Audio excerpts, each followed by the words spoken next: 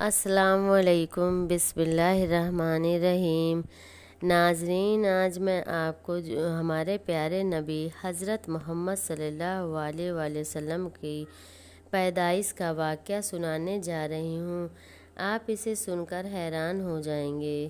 ایک مرتبہ صحابہ اکرام رضی اللہ تعالی عنہ حضور پاک نبی کریم صلی اللہ علیہ وآلہ وسلم سے عرض کیا کہ اے اللہ کے رسول، ہمیں اپنے بارے میں کچھ بتائیں۔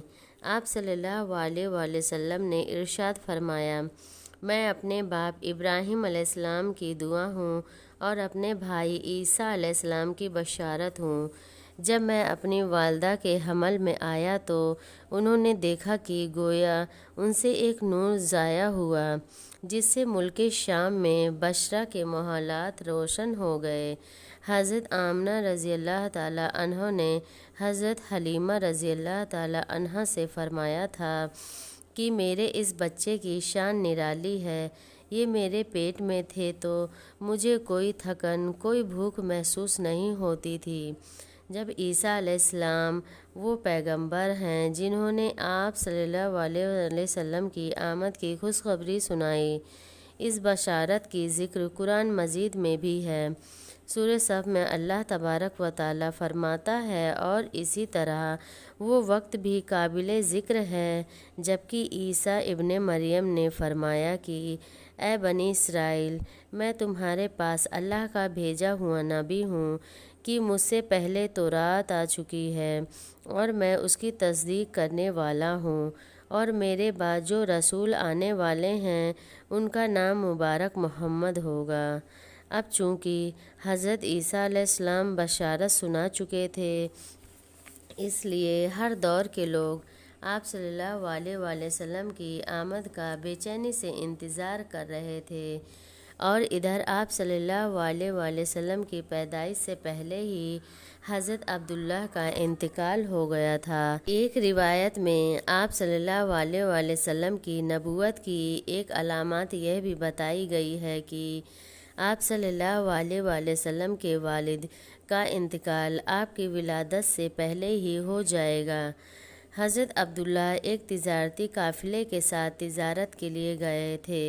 اس دوران بیمار ہو گئے تھے اور کمزور ہو کر واپس لوٹے تھے تو قافلہ مدینہ منورہ سے گزرا تو حضرت عبداللہ اپنے ننیھال یعنی بنو نضار کے یہاں ٹھہرے۔ ان کی والدہ بنو نضار سے تھیں۔ یہ 1 ماہ تک بیمار رہے اور انتقال کر گئے۔ انہیں وہیں دفن کر دیا گیا۔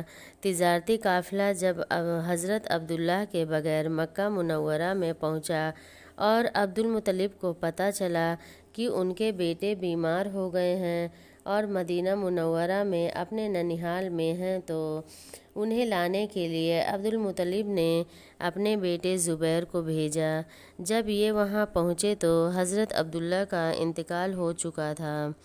مطلب یہ کہ آپ صلی اللہ علیہ وآلہ وسلم اپنے والد کے انتقال کے چند ماہ بعد ہی تشریف لائے۔ حضرت ابن عباس رضی اللہ تعالی عنہ کہتے ہیں کہ حضور پاک صلی اللہ علیہ وآلہ وسلم اس دنیا میں تشریف لائے تو آپ کی نار کٹی ہوئی تھی۔ النوم نار کو بچہ پیدا ہونے کے بعد دایا کاٹتی ہے۔ عبدالمطلب یہ دیکھ کر حیران ہوئے اور خوش بھی ہوئے۔ وہ کہا کرتے تھے کہ میرا بیٹا نرالی شان کا ہوگا۔ آپ صلی اللہ علیہ وآلہ وسلم کی پیدائش سے پہلے مکہ کے لوگ خشک سالی اور جہالت کے اندھیرے میں جی رہے تھے، لیکن جیوں ہی آپ صلی اللہ علیہ وآلہ وسلم کے دنیا میں تشریف لانے کا وقت قریب آیا تو بارشیں برسنے لگیں اور خشک سالی دور ہو گئی، درخت ہرے بھرے ہو گئے اور پھلوں سے بھر گئے، زمین پر سبزہ ہی سبزہ نظر آنے لگا۔ پیدائش کے وقت آپ صلی اللہ علیہ وآلہ وسلم اپنے ہاتھوں پر جھکے ہوئے تھے، سر آسمان کی طرف تھا۔ ایک روایت میں آتا تھا کہ گھٹنوں کے بل جھکے ہوئے تھے، مطلب یہ کہ سجدے کی حالت میں تھے۔ آپ صلی اللہ علیہ وآلہ وسلم کی مٹھی بند تھی اور شہادت کی انگلی اٹھی ہوئی تھی۔ حضور پاک صلی اللہ علیہ وآلہ وسلم فرماتے ہیں کہ جب میری والدہ نے مجھے جنم دیا تو ان سے ایک نور نکلا اور ان کے نور سے شام کے محلات جگمگا اٹھے۔ آپ صلی اللہ علیہ وآلہ وسلم کی والدہ سیدہ آمنہ رضی اللہ تعالی عنہا فرماتی ہیں کہ محمد صلی اللہ علیہ وآلہ وسلم کی پیدائش کے وقت ظاہر ہونے والی نور کی روشنی میں مجھے بصرہ میں چلنے والے اونٹوں کی گردنیں تک نظر آئی۔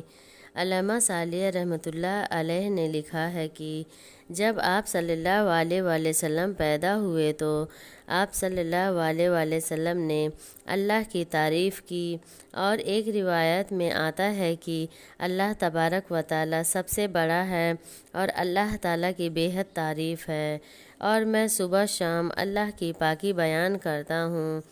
آپ صلی اللہ علیہ وآلہ وسلم کی ولادت کب ہوئی، اس پر سب کا اتفاق ہے کہ وہ پیر کا دن تھا۔